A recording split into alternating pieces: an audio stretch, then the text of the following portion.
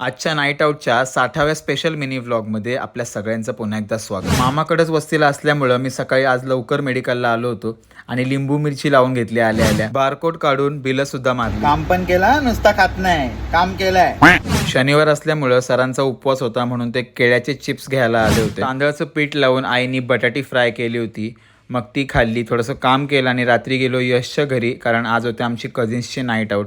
दिशा ग्रुपमध्ये असली का कॉमेडी एकदम डबल होऊन जाते.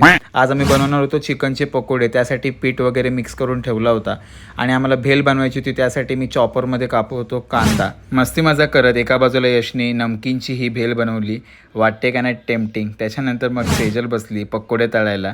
युतिका ताई नॉनव्हेज खात नसल्यामुळे तिने कॉर्न भेल बनवली. 12 वाजले आणि शेवटी मी 20 दिवसानंतर चिकन खातोय. खाण्यापिण्याचा कार्यक्रम आटपून आम्ही 2-3 रील्स बनवल्या आणि ही जर पूर्ण व्हिडिओ तुम्हाला पाहायची असेल तर मी उद्या यूट्यूबला अपलोड करतोय, नक्की बघा.